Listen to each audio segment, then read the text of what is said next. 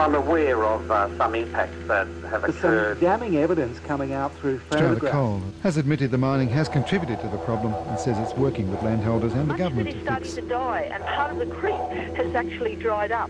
And that occurred when the mining Given that it has already happened, we're hearing that those cracks have already occurred and the effects have already been felt. What can be done now to remedy the situation? In the state in relation to our resources. No way should open cut have been allowed within 30 metres of those. Surely that riverbank mining company that makes millions of dollars profit should be willing to do the right thing. Mining resources of this state are driving the economy. Rivers everywhere are the lifeblood of communities, and without their health, this, more than any other thing, will be the demise of rural areas. Coal mines, no coal mines. You have to have healthy rivers. The most important thing we have in Australia is water. We have so little of it. We need to raise community awareness. We need to raise Australia-wide awareness of the impacts that coal mining are having on these naturally valuable areas. All you can do is hope you can protect the rivers. You know, we're getting $60 or $70 a tonne or whatever we're getting. But in the long term, what's the legacy? No one has argued that mining should never occur, simply that we need to carefully plan what areas mining is appropriate in and what areas it isn't. Get them to not mine under the rivers or even use a different mining method. Go away from the longwall mining. Coal can be extracted where it's environmentally sustainable to do so, but those sensitive habitats and our valuable natural river systems are preserved. The government should be working with the local community, not just giving the go-ahead to the company. This is the story of communities across New South Wales who have come together to protect rivers from the detrimental effects of coal mining. Last year we formed Ríos SOS because we realised this is happening all over New South Wales, and groups are springing up everywhere who are really concerned about what the New South Wales government is allowing to happen. These communities are united by their common stories about the water in their rivers disappearing. They hope to protect the rivers from the poorly regulated mining operations. And we've just got the one aim, which is to ask the New South Wales government to mandate a safety zone of at least 1 kilometre round all our rivers. At present, 11 rivers in New South Wales are currently under threat from future mining operations. All of these mines will go so close to the rivers that cracking and pollution are inevitable.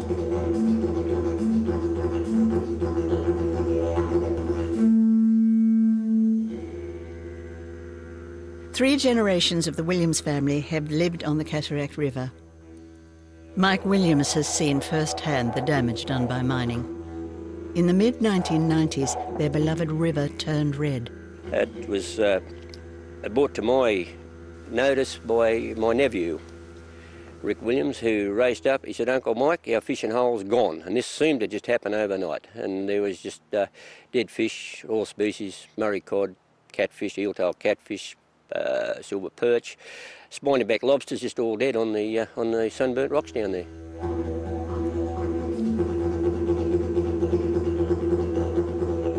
So the water would go under part of the cracked river beds, and they'd come up downstream, and it would return to the surface in different areas with irons and clays and amidst heaps of bubbling gas, which did ignite on many occasions and set the river on fire.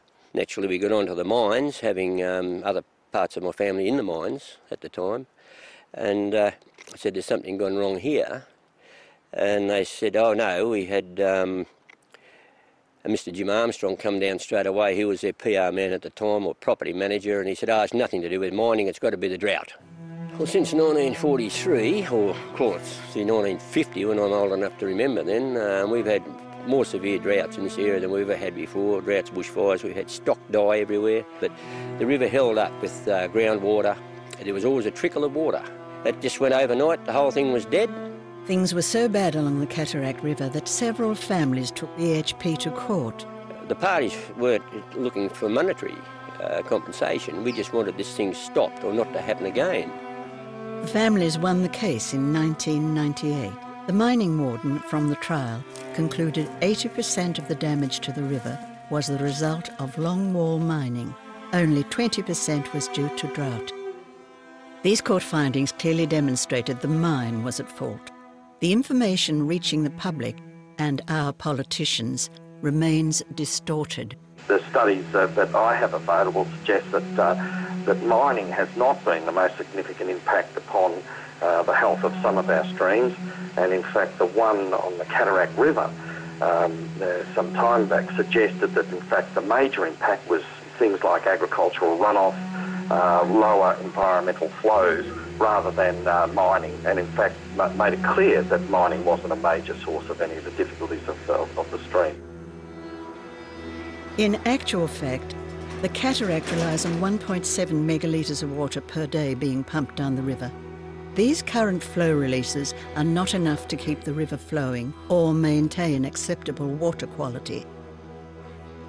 Mike is disappointed that their victorious day in court has not stopped the damage that mines are continuing to inflict on rivers in New South Wales. Well, I certainly did think it would stop them damaging other rivers, or they should take notice of their mistakes and mine in different areas, or in fragile areas. They should change their practice, perhaps, but they've since then done a carbon copy at the Georges River at Appin, which is probably 3 kilometres from here, and direct as the crow flies, as you say. I heard about the river being cracked at the cataract, but I suppose till you physically see it, it doesn't actually sink in. It's, you know, there's water in a river one day and there's no water in it the next day. And that's when it really sinks home that, you know, the effects that longwall mining actually does. The back of Appin, there's a place called Marnie's Hole, which was like a swimming hole for all the local kids. Just over there you can see all the new exposed sandstone. Once they mined under it, all that rock shell caved in to the actual water. They actually had a security guard down here for quite a few months to keep the kids and that away from it because it was so dangerous. The water level probably was another metre and a half higher than what it is now. A lot of the yellow-orangey colour is the oxide that's coming out of the ground from where the riverbed's been cracked. It leaches up through the cracks, gets into the river. Current mining plans along the Georges River undermine creeks and streams which flow into the nearby Nepean. BHP's next coal mine goes within 180 metres of the Nepean's riverbed. Their own consultants admit the mine's proximity to the river will fracture the riverbeds. The cataract shows us that rivers can't be repaired. You know, it's damaged forever. Nothing will ever repair that river. And to see that happening again in the Nepean is just nothing short of criminal. If you go up to the mouth of the cataract where the cataract meets the Nepean, it just smells like a dead river. It is a dead river, the cataract. It's a milky, sort of polluted, smelly stench that comes with the water down there. The development application as it stands accepts that there will be effects on the river in terms of cracking, cliff, rock falls, gas emissions, all those things that to us are totally unacceptable. You know, it just spells more doom for the Nepean that's supposed to be the waterway of Sydney, really. You know, the whole of the Sydney Basin relies on the Nepean Hawkesbury in one way or another. It's very difficult to get people in urban areas to understand where the water comes from because it's not in their immediate area. But yes, if they only realise that the water that, you know, they're having restrictions that they don't like, and the water that goes into our rivers to make up for the loss from mining companies is coming from their dams. Well, we're hoping that the government and the minister, who ultimately gives the go-ahead or not for this particular project, will insist that the company change their plans and move back from the river as far as possible. The government has to get it right in this instance because it'll be too late afterwards once the damage is done. Major rivers further north in New South Wales are also under threat. The beautiful landscape surrounding the Mudgee region may be the next to disappear. This region is famous for its wine and honey, and boasts a rapidly expanding tourism and fine food industry. Its natural environs are still relatively unknown, especially along the Goulburn River, with its stunning sandstone gorges. This is the Drip, or the Great Dripping Wall. It has a lot of history to do with the local people, both Indigenous and European. The actual wall, Great Dripping Wall, drips from springs that are fed from groundwater back off the cliff. It is a very fragile formation in that it's overhang.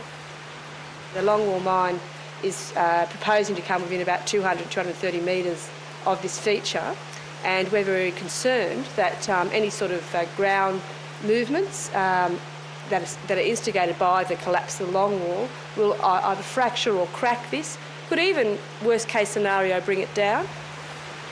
Even if it just cracks it, it could make it very unsafe for people to visit. And it is a really significant feature of, I think, of national significance, but at least of regional significance. We have people here who come to our accommodation and visit this area here, the Drip, Great Dripping Wall, and they sort of compare it on a par to Kakadu and the Blue Mountains heritage area. So there's lots of people that hold it in great regard, and I think any risk for mining is too much. This will be the third coal mine affecting the Goulburn River.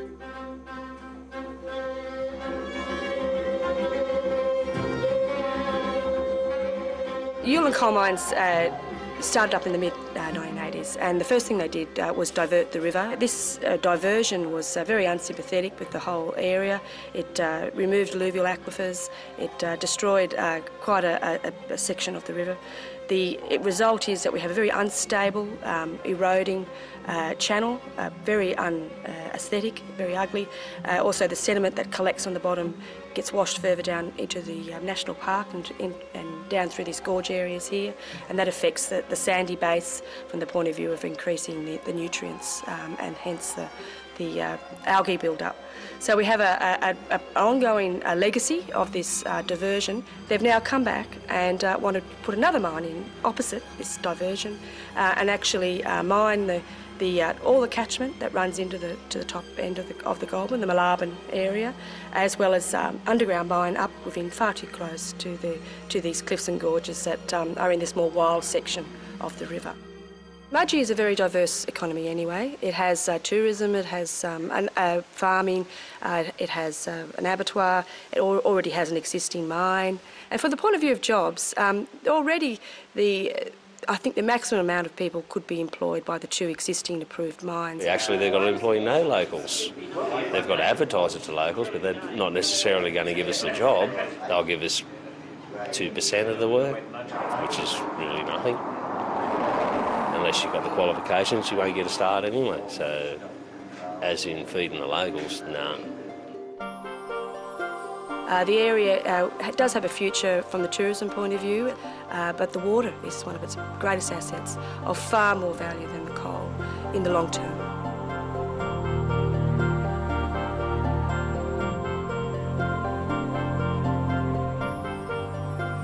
Mine sites can be remediated and should be remediated and rehabilitated properly.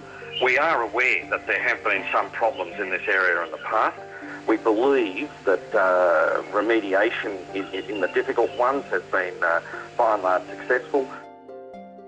The mining corporations claim that they can repair the damage to rivers via remediation techniques.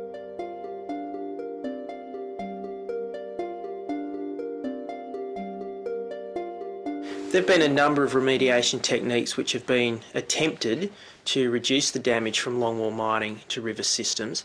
Those include grouting of cracks in riverbeds, also putting what are called vertical slots in some of the rock strata around riverbeds to reduce the stresses that are involved, and also environmental flow releases to make up for some of the lost flows as a result of bed cracking. Unfortunately, none of those techniques have yielded anything like the benefits that are required to restore a river to its proper natural functions. A classic example is Marnie's Waterhole on the Georges River, where the vertical slot technique was attempted to prevent damage to that as a result of longwall mining activity, and unfortunately it wasn't as successful as one might have hoped, the water hole was still damaged and there was a loss of flows. That's actually the hole they drilled and they plugged to seal the bottom of the bedrock. Bottom of the bedrock. So they, in theory, bring the water back to the top. Which doesn't happen, of course. It doesn't. And in any case, filling riverbeds with grout or other types of compounds can hardly be seen to be a natural process, and it's really not helpful for aquatic ecosystems. Did the BHP once. I said their remediation of the riverbed, what do they think? They sit on the right-hand side of God? I mean, you can't repair something that Mother Nature's taken years, billions of years to fix. I don't think you can repair a riverbed once it's cracked. But they think they can.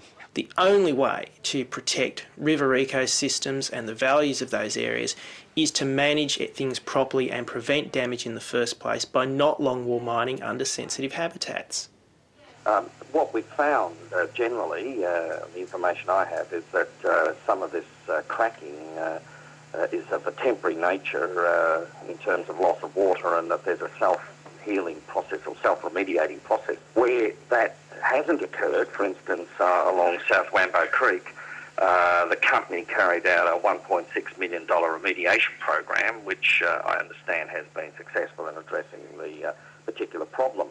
The mining company has told the Minister that it's been successful. If you call success grass and trees, it is successful. And in effect what they're doing is actually burying our creek under a massive amount of sand, soil, silt and everything else. Well, where we're standing is actually in what used to be the backbone of the property. My grandfather bought it back around about 1923 for the fact that it did have a permanent stream. It's never let him down, never let anyone down, even right up to the point of mining. From there on in we've had a gradual demise of the creek. The mine was never allowed, according to consent conditions, to go anywhere near it, but they did. The coal mine under Wambo Creek is just one of the 36 coal mines located in the Hunter region. Well, when I first came to live in Singleton, which will be 50 years next year, it was a very lovely district with dairying along all the rivers and the creeks, and a community that pulled together. The mining industry came in a bang in the 70s, which was the beginning of the open cuts, and that was when the district started to be just blown apart.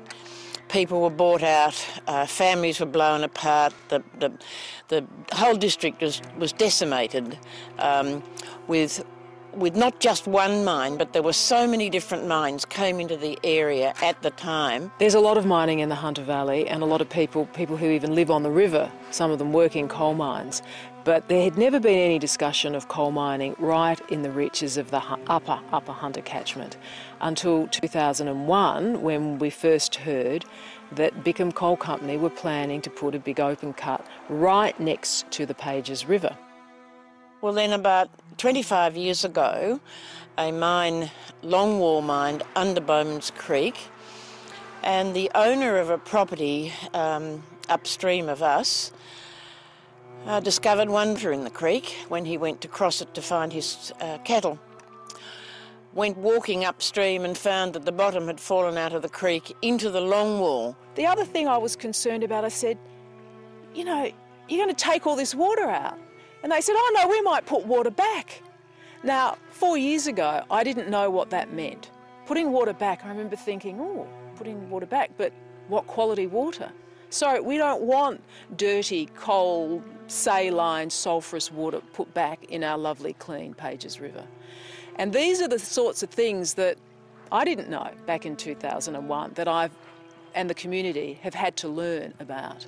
I could no longer utilise any of the alluvial soils along Bowman's Creek, and 2 mines upstream were allowed to discharge mine water, 2 megalitres a day, into the river, so that our irrigation water was so saline that some days we could never use it, and it reached a stage where we just couldn't stay there any longer. When Bickham Coal Company first proposed to take out a bulk sample, the company that did their water assessment report said that they needed to pump out 250 megalitres, so 250 million litres of water when they extracted the coal, just for the bulk sample. Now this was when we were in drought, and we held a public meeting and said, you have to be kidding. You know, this is more water than the entire water allocation of Murrurundi. They were a bit surprised that the community was so outraged about it. And a few months later they came back and said, oh sorry, got the numbers wrong. It's only 16 million litres we need to take out. So it went from 250 megalitres to 16 megalitres. This was another example of very casual figures that are being presented to the community, and how it's always been up to us to ask the questions. So we had to eventually sell. Now, what annoys me and other people is that no compensation was ever offered to anybody who lost their water or lost the quality of their water. We've been forced to appreciate it more, and that will be a good thing. I think it's always difficult when you have commercial interests conflicting, and the fact is, I'd say, particularly here on the Pages River, if you look at the development potential and the water availability, it's not equal. And this is what we've got to work out as a community. This is a resource that is here for all of us, and not one industry has the right to dominate its use. After seeing what has happened in the Hunter Valley over the last 20 years, it astounds me that it is continuing to happen all over New South Wales, and these new exploration areas are being allowed to go ahead without any thought to what could possibly happen to the water in all these areas. And I think mining companies know that they can break conditions and nothing's going to happen. So forget it. I want to see Bickham coal mines stopped. I'm not interested in going into discussions about a million conditions, you know, living here with my fingers crossed. This is a coal mine at the head of the Hunter catchment, and it's not worth the risk. Rivers SOS want the government to protect all rivers in New South Wales from the detrimental effects of mining. This can easily be achieved by legislating a minimum 1 kilometre safety zone around all rivers. 1 kilometre exclusion zone should be viewed as a sensible measure to prevent damage to these important habitats. Now, they're a valuable community resource. There are significant costs to the community in terms of damage to these environments, and also in many cases Sydney's drinking water supply is being used to try and provide environmental flows to top up the lost water from these damaged rivers, so there are significant costs. At 1 kilometre there is almost zero effect. We believe that rivers are too precious to play around with, and that they deserve exactly that. Keep a kilometre or a couple of kilometres back from the rivers, or, like I said, change the mining procedure so it doesn't cause this damage to the rivers. You can never restore the river to its former glory via remediation techniques. They're really band-aid measures and are no substitute for avoiding damage in the first place. Should there be a 1 kilometre safety zone around rivers in New South Wales? Yeah, I think that's a reasonable request. 1 kilometre's not very far. There's a lot of coal in the area. Why would you want to enforce that upon an area that's going to be disturbed? There must be other ways of doing it. I would just pray the cost of coal drops. In 20 to 50 years' time, they won't want to burn coal because they'll have better fuel resources, and so they might as well sell the coal while they can. We have to take a careful but rational and scientific approach to these issues, and not go and put in arbitrary 1 kilometre buffer zones around streams and creeks, which of course would reduce the resource dramatically. Well, I just think that it's up to the people of Australia to say enough's enough. We must preserve what we have now and endeavour to fix the mess that the mining companies have made, and they must be made to do it. Certainly the government gets huge revenue from these coal mines, and they're not going to lightly cast it aside. We have to prove to them, or at least to get the message across to them, how valuable these areas are. We need a bit of people power to give support to stop these sort of things going ahead. We can't save the rivers that have been wrecked already, but at least we hope to stop more wrecking happening in future, because it's our stewardship. In this generation, we are the stewards of the rivers, and it's on our watch that this destruction is taking place. It's the kids of the future, you know. They're going to see rivers without water in them. This is where all of us have to ask ourselves, okay, if I really love the river, what am I doing about it? And will I speak up for it? Will I actually do something that proves that I care about it? Get involved today. To find out how you can help save the rivers in New South Wales, visit Rivers SOS website at www.riverssos.com.